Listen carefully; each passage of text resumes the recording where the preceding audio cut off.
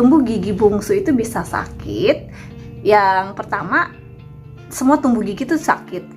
Pada anak-anak juga proses tumbuh gigi kan biasanya disertai demam kan, karena tumbuh gigi itu adalah proses si gigi, mahkota gigi itu menembus ke tulang, merobek gusi. Nah, yang lagi sakit gigi dan belum sempat ke dokter gigi, subscribe dulu dong biar dapat info yang insya Allah bermanfaat untuk kita semua. Subscribe, ayo lanjut. Assalamualaikum Tante Indah, apa kabar? Ini aku Kaila. Waalaikumsalam warahmatullahi wabarakatuh. Halo Kaila.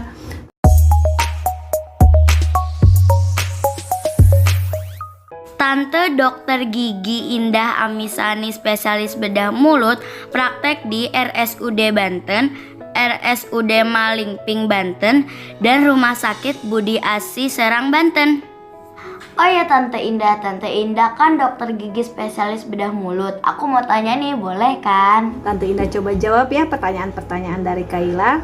Yang pertama, jadi kan saudara aku ada yang umurnya 20 tahunan gitu deh. Terus katanya dia tuh ada tumbuh gigi, tapi giginya itu di ujung. Nah, aku tuh sempet bingung. Udah gede masih tumbuh gigi, kayak anak kecil aja kan. Makanya aku bingung, kenapa sih dia bisa tumbuh gigi? kenapa udah gede masih bisa tumbuh gigi? Masya Allah, ini sudah diatur sedemikian rupa sama Allah. Dari lahir kita tidak punya gigi, masih gusi aja semuanya. Kenapa? Supaya memudahkan ibu untuk dalam proses menyusui. Coba Kaila bayangkan kalau misalnya bayi udah lahir sudah punya gigi. Ya walaupun pada beberapa kasus itu ada, tapi secara normal dia tidak ada gigi. Nah, kemudian benih gigi pertama baru muncul sekitar usia 6 bulan, di mana anak bayi itu sudah mulai diperkenalkan terhadap MPASI, makanan pengganti ASI. Nah, kemudian di usia 2 tahun lengkap tuh 20 gigi susu. Nah, seiring dengan waktu kita kan rahang kita tuh akan tumbuh memanjang dan ke bawah gitu ya, memanjang. Nah, gigi susu itu nanti dia akan digantikan oleh gigi tetap pelan-pelan, perlahan. Yang tadinya jumlahnya gigi susu 20 buah menjadi pelan-pelan digantikan oleh gigi tetap sebanyak 32 gigi. Jadi kan kelihatan juga dari mungkin profil anak-anak dulunya bulat ya, setelah dewasa dia akan memanjang, ya itu karena proses pertumbuhan dari rahang kita seperti itu. Nah, gigi yang terakhir tumbuh kita sebut sebagai gigi bungsu. Gigi bungsu biasanya tumbuh di atas usia 17 tahun sampai usia 20 tahunan. Bahkan di usia yang lebih tua pun sering kita temukan sih. Gitu. Terus katanya tuh sakit banget, dia nggak bisa kerja, terus sakitnya sampai kepala, nggak bisa tidur, terus pokoknya macem-macem deh.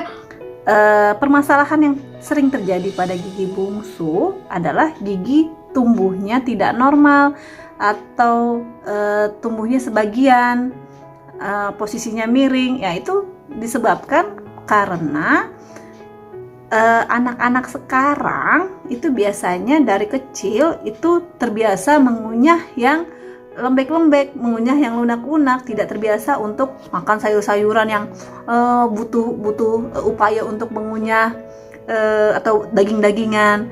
Nah, sehingga dengan dia tidak terbiasa mengunyah yang yang keras, akhirnya rahang tuh tidak terstimulus untuk tumbuh secara optimal. Akhirnya yang terjadi apa?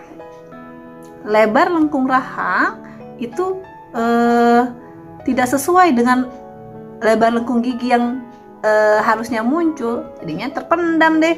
Jadinya tumbuhnya sebagian atau tumbuhnya tidak mempunyai tempat untuk tumbuh. Oh, jadi yang saudara aku punya itu gigi bungsu ya Tante. Terus itu harus diapain dong Tante? Kan gak mungkin kalau misalnya didiemin aja. Soalnya kasihan banget kan, pasti sakit banget tuh sampai ke kepala lagi. Gak bisa tidur, kerja, makan juga sakit. Aduh, jadi itu harus diapain dong Tante kalau misalnya giginya tumbuh? Terus kenapa bisa sampai sesakit itu? Tumbuh gigi bungsu itu bisa sakit. Yang pertama, semua tumbuh gigi itu sakit. Pada anak-anak juga proses tumbuh gigi kan biasanya disertai demam kan, karena tumbuh gigi itu adalah proses si gigi, mahkota gigi itu menembus ke tulang, merobek gusi. Nah, biasanya ini adalah suatu proses yang cukup menyakitkan bagi tubuh, makanya responnya itu biasanya untuk anak-anak dia demam, atau kalau untuk dewasa mungkin gak enak badan, yaitu mungkin prosesnya seperti itu.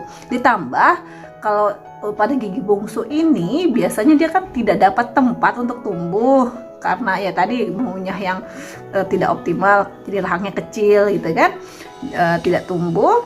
Nah itu mendorong rasa sakit. Karena apa? Karena giginya tidak punya tempat untuk tumbuh, dia mendorong akar gigi sebelahnya. Nah, sakitnya karena giginya terdorong. Itu yang pertama.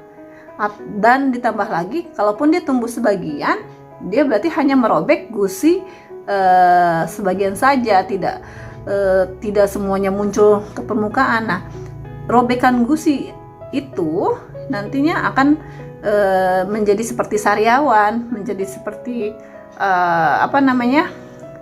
mangkok untuk dia banyak makanan di sana. Ya itulah akhirnya nantinya jadi giginya berlubang, atau dia akan menyebabkan lubang pada gigi sebelahnya. Itu yang harus dilakukan perawatan atau pencabutan gigi. Terus kalau misalnya udah minum obat, palingan ya gak sakitnya beberapa jam doang, abis itu sakit lagi deh. Sudah minum obat-obat penghilang nyeri kok masih tetap aja rasa sakit ya.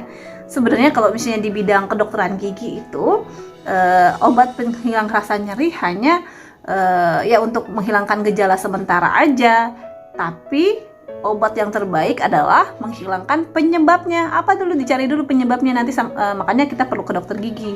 Nanti sama dokter gigi dilihat tuh penyebabnya dari mana. Oh, apakah gigi itu miring? Nah, kalau misalnya gigi itu miring, otomatis harus dilakukan pembedahan. Namanya pembedahan gigi bungsu atau odontektomi namanya.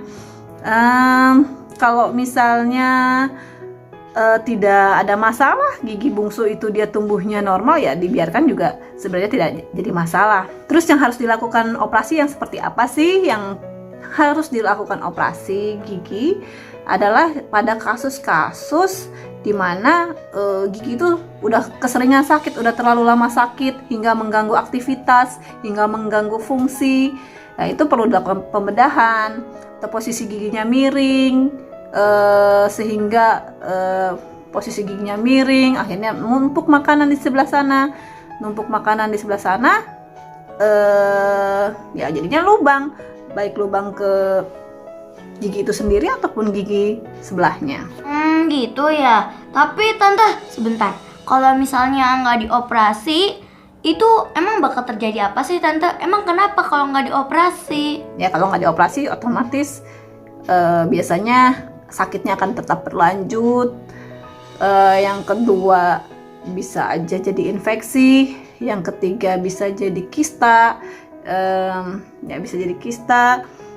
Terus kemudian ada juga kalau misalnya infeksi biasanya juga diikuti oleh kesulitan membuka mulut, sakit pada rahang dan sebagainya. Tante, kalau misalnya empat giginya bungsu, terpendam, atau impaksi, emang itu harus diambil semua ya?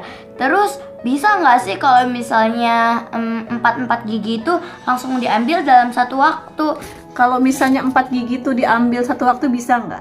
Bisa, jawabannya bisa. Kalau Tante Indah biasanya kalau mau ngambil 4 gigi bungsu itu Tante Indah lakukan di ruang operasi. Pasiennya ditidurkan dengan bius umum.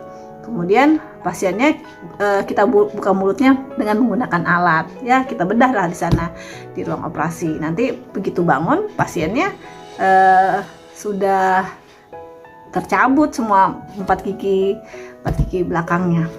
Terus nanti berarti nginep nggak tante?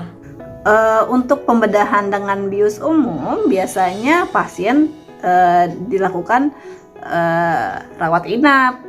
Rawat inap itu fungsinya untuk persiapan ya untuk persiapan bius umum, ada persiapan operasinya, ada persiapan puasanya, ada persiapan obat, persiapan ruangan dan sebagainya. Maka perlu dirawat inap kalau untuk pencabutan 4 gigi. Segitu aja ya penjelasan dari Tante Indah. Semoga bermanfaat untuk semuanya. Oh, jadi begitu ya Tante Indah. Makasih banget loh Tante udah ngasih tahu infonya ke aku. Aku jadi tahu deh. Jadi nanti aku bisa kasih tahu saudara-saudara aku yang lain. Yaudah Tante, makasih ya. Dadah. Assalamualaikum. Waalaikumsalam warahmatullahi wabarakatuh.